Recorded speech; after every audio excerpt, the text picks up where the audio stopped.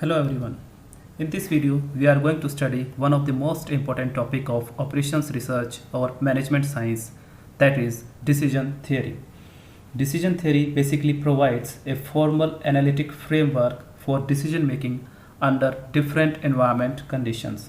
It is also known as decision analysis, which is used to determine or to select the optimal strategy for a decision maker. In other words, we can say that decision making is the process of choosing or selecting a course of action from various alternatives to achieve a desired or predetermined goal. For example, a company may have a goal of wealth maximization or profit maximization or cost minimization. Similarly, a marketing firm can have an objective of increasing market share or positioning of their new product or service. So there are different market scenarios or different environments in which the decision makers may require to select an optimal strategy or an optimal decision. There are different types of decisions, from strategic to operating one. In strategic decision making, the company or the organization is concerned with external environment of the organization. The second, which is administrative decision, in these type of decisions, a company or an organization is basically concerned with structuring, acquisition and allocation of the limited resources of the organization with an objective of profit maximization or cost minimization, or there can be any other objective. The third type of decisions are operating decisions, which are concerned with day-to-day operations of the organization. So the basic objective of these decisions is to streamline the daily activities of the organization. These decisions may consist transportation of the products, the assignment problems, the inventory management, production scheduling, or pricing of the products. After that, we need to understand different decision environments in which a decision maker has to make certain decisions or has to take certain decisions. There can be different market or decision environments with certainty, uncertainty, or risk.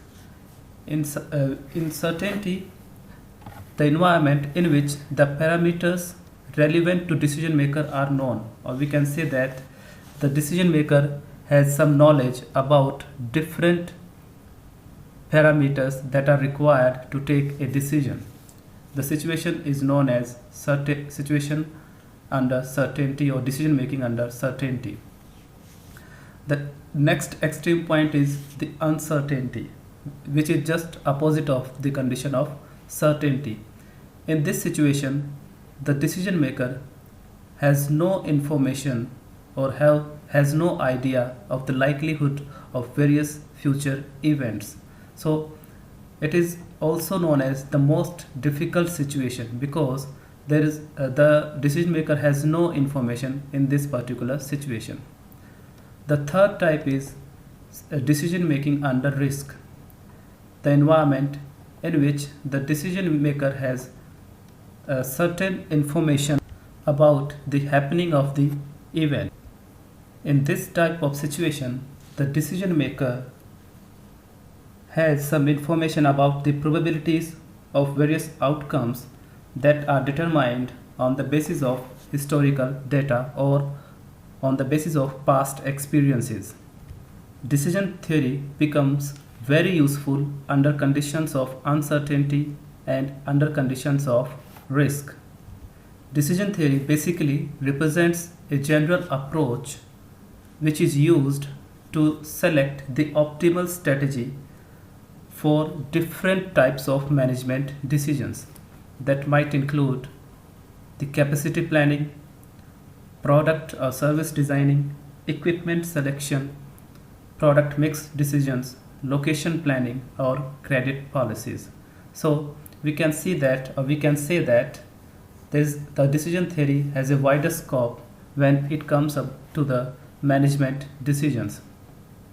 Before moving ahead, we must understand different elements related to decision making. So first element is the goals that need to be achieved, or we can say that the objectives which the decision maker wants to achieve by decision making. So the goals should be clear and concise so that effective decision making can be done. The second part or aspect of decisions is the decision maker itself. It refers to an individual, a company, or an organization that wants to achieve the predetermined goals. The third important aspect of decision is the courses of action, which basically represents the strategies that are available to the decision maker.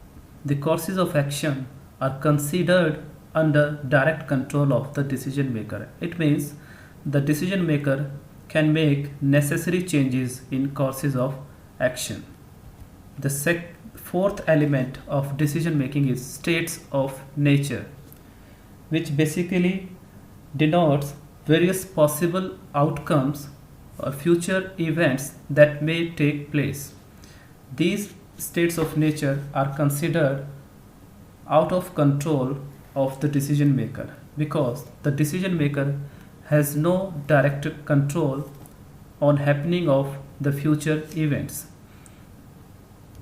For example, the marketer or the company has no control over the demand of product in future, or we can say that the company has no control over the quantity demanded in a particular month or in a particular year. So these are known as uncontrollable events.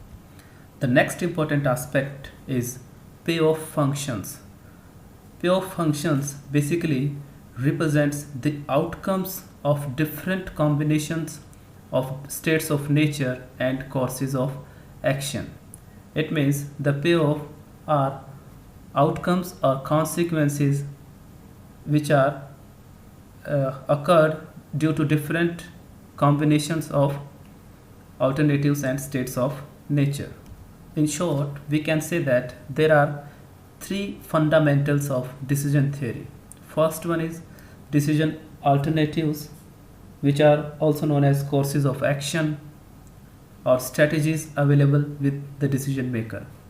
Second aspect or fundamentals of decision theory is states of nature, which denotes an occurrence or an event over which the decision maker has no control, such as the quantity demanded in a particular time period. The third aspect is payoff, which is denoted by the combination of decision alternatives and states of nature. So the decision maker has to select the optimal strategy by considering these three fundamentals of decision theory. As the payoff is the most important aspect and it is very complex to understand, so we would discuss about it in detail. A payoff is basically a consequence which results from a specific combination of a decision alternative and a state of nature. And the table which shows all the payoffs of a particular problem or illustration is known as payoff table or payoff matrix. These payoffs can be expressed in terms of profit, cost, time, distance, opportunity loss, or any other appropriate measure. For simplicity, let's have an example. This is a payoff table in which there are certain courses of action and different events or different states of the nature. there are basically 6 alternatives a decision maker can opt from: A1, A2, A3, A4, A5, A6. And similarly, there are 6 events that may take place in future from E1 to E6, and there are the payoff values given here of different combinations. Suppose the first combination is of E1 and A1.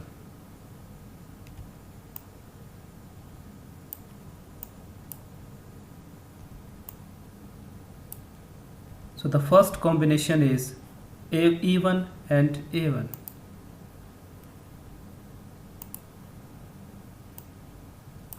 The value of which can be represented by this value, that is 360. So the payoff value of first combination is 360.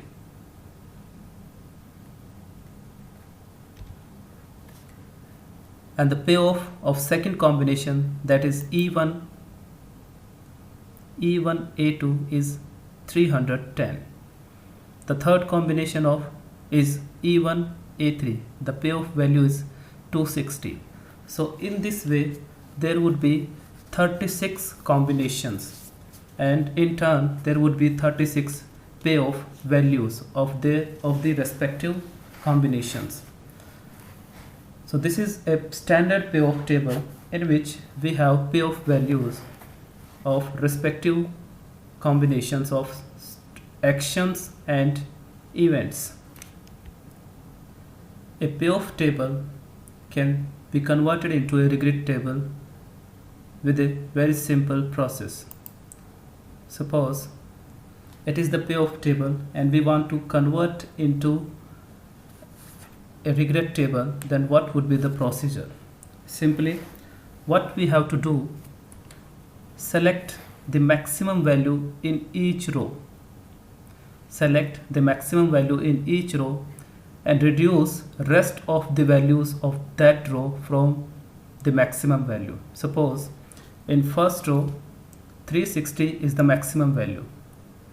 What we need to do, reduce all rest of the elements of this row from 360. 360 minus 360, it would be equal to 0, and 360 minus 310 would be equal to 50,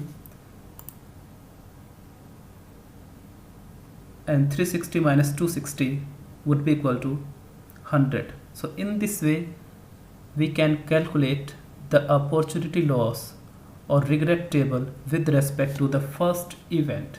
Similarly, for second event, again we need to select the highest value, that is 380 in this row, and then we need to reduce all the elements of this row from 380. So 380 minus 360 would be equal to 20, 380 minus 380 would be equal to 0, and 380 minus 330 would be equal to 50. In this way, for each row we can calculate the opportunity loss or the regret table. So what is the meaning of opportunity loss?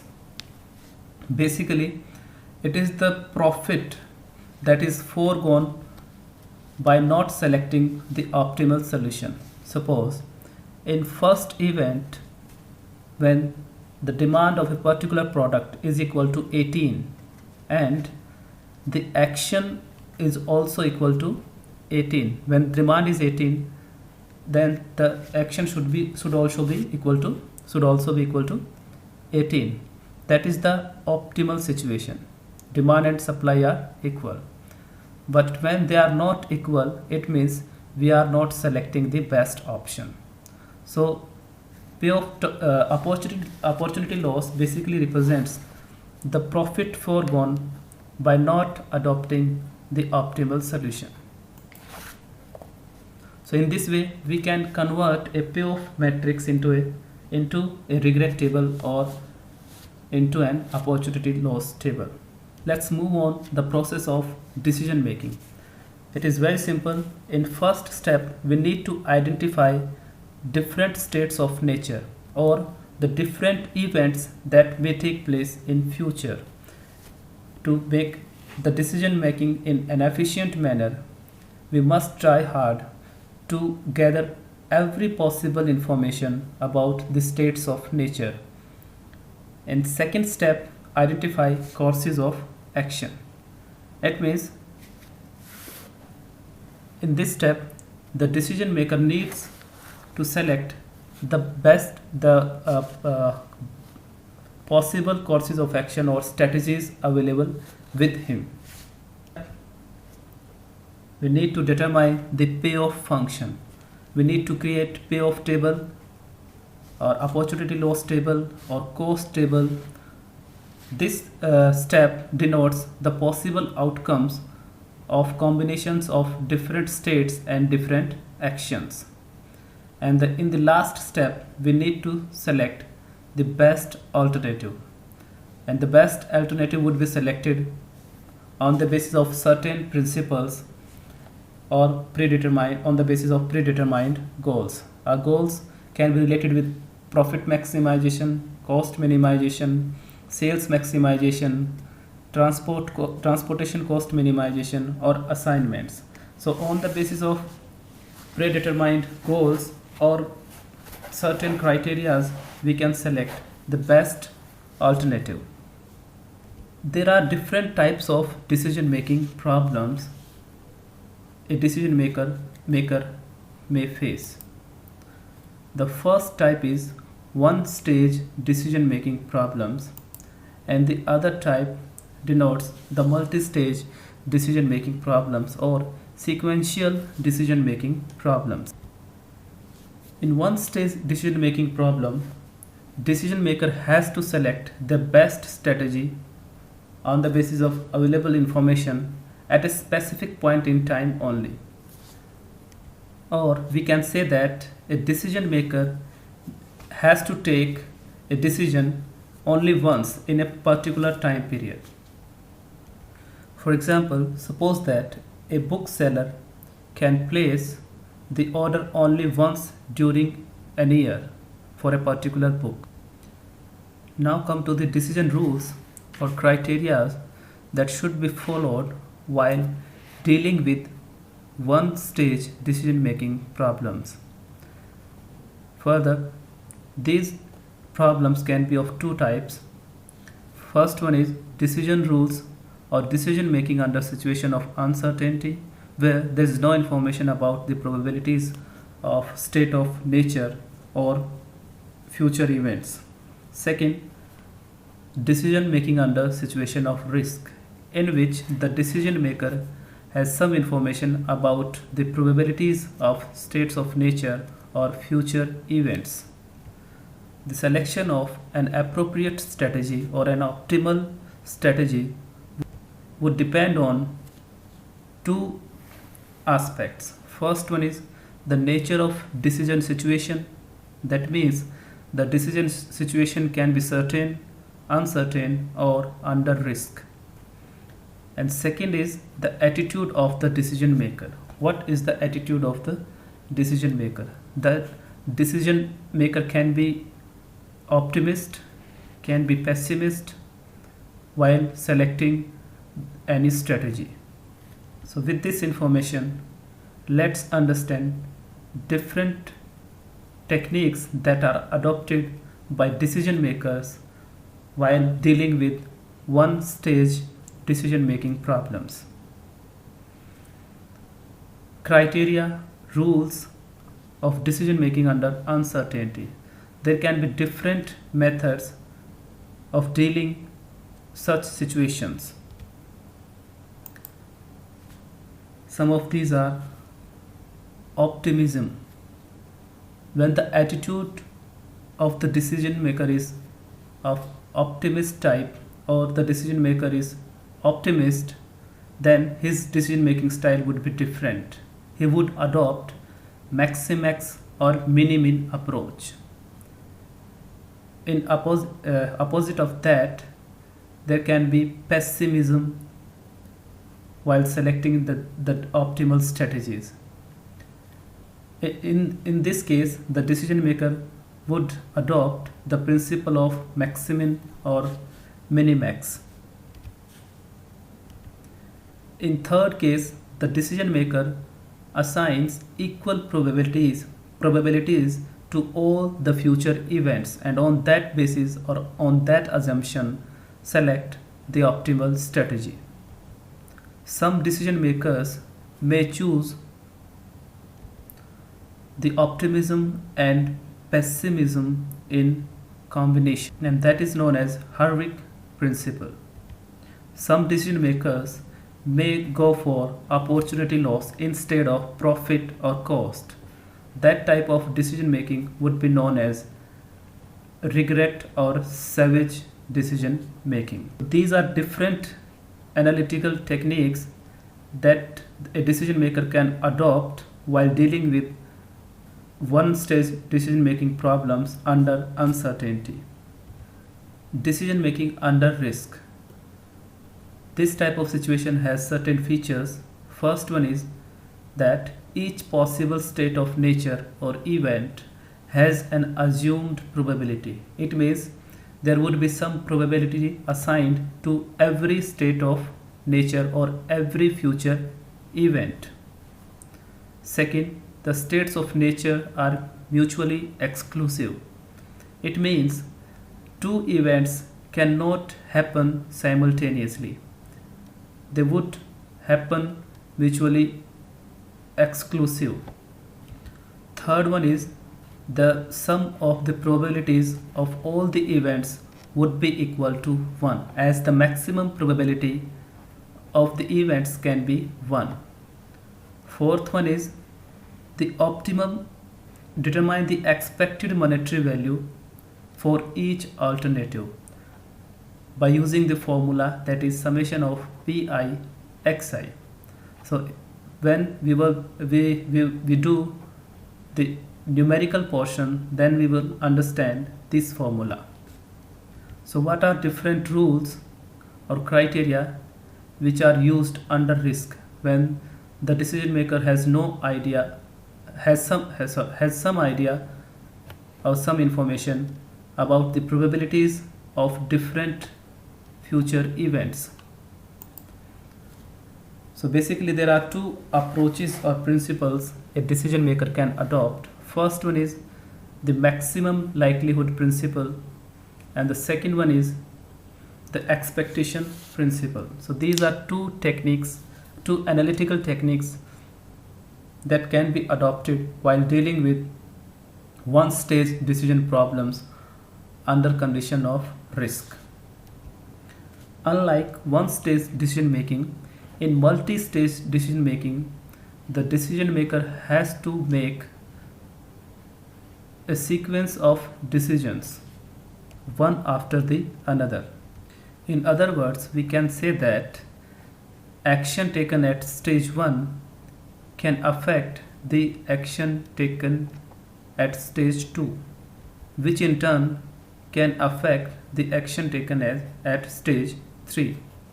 So there would be a chain or sequence of decisions at different stages. This is most common type of decision making in business environment.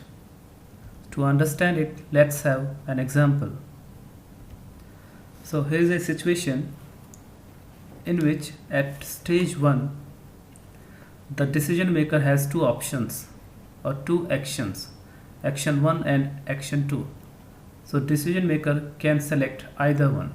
He can go for action 1 or action 2. If he takes or selects action 1, then there would be two outcomes, outcome 1 and outcome 2. And in case if he selects the action 2, then again there would be two outcomes, outcome 3 and outcome 4. So in this way we can see that the decision maker had to decide at point A. He has to select out of the two actions, and after that in next stage he needs to select out of the two outcomes of each action taken. So a tree-like structure is formulated here, which is known as decision tree. Decision tree is a graphical representation of the events and their respective strategies in a sequential manner. Or in other words, we can say that it is a graphical model in which combination of various courses of action and states of nature along with their respective payoffs and probabilities are shown or represented. Decision trees can be drawn by hand or created with a graphic program or a specialized software. A decision tree basically consists three types of nodes. We can see in this picture. First is the decision node, commonly represented by square. So this one is the decision node. Second type of node is chance node. These are the chance nodes, which are represented by circles.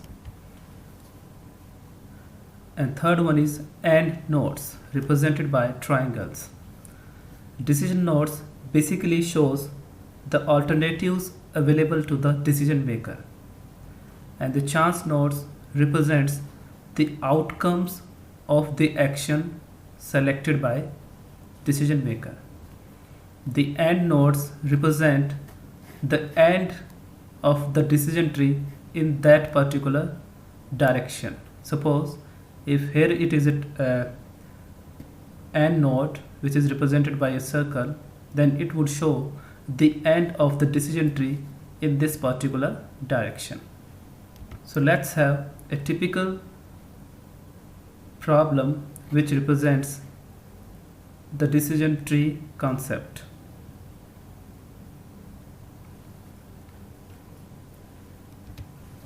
In this picture, we have many decision nodes and chance nodes with their respective probabilities and values. Like at decision node 3, the decision maker has three alternatives. One is of drilling, testing, and selling. So the decision maker can select either one. If the decision maker selects drilling, then there can be two possible outcomes. The drilling might get fail or it might get success, and there are different probabilities are given. If the decision maker go for testing, again there can be two outcomes, 1 and 2, and again the decision maker has to decide at second decision node. There are again two options of selling and drilling, and so on. Similarly, if the test is negative, further the decision maker has to decide or opt for drilling or selling. So at this stage or stage 1, there are two options of drilling or selling. So the decision maker had to decide at this stage as well. So we can see that the decision maker has to decide at stage 3, then he has to select an alternative at stage 2, and again at stage 1. So there are different stages at which the decision maker has to decide or has to take actions. So in this way we got some basic knowledge about the different aspects of decision theory. With this information in mind, now in next videos we would discuss the numerical portions or practical illustrations in which we would be applying the analytical methods to handle or to deal one stage and multi-stage decision making problems. Thank you.